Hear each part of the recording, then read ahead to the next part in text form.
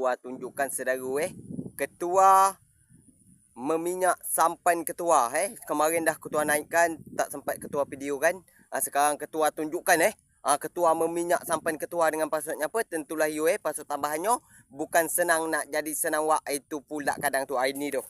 Proses nak meminyakkan sampan ketua itu motor ride. Ini doh nak meminyakkan sampan ketua Alhamdulillah air kecil ni mungkin besok ada ketua buat konten juga untuk memakal dia.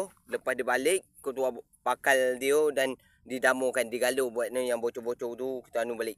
Servis balik saudara dengan passwordnya apa, tentulah you password tambahannya bukan senang nak senang. Ini doh. Ini doh minyak doh. Ini doh kita ansur minyak saudara letak sini. Itu dah ada minyak separuh Ini doh dengan passwordnya apa, tentulah you password tambahannya bukan senang nak senang. Ini kita proses minyak dia saudara tempat mikro macam mana kalau minyak sampan kau tempat ketua macam ni.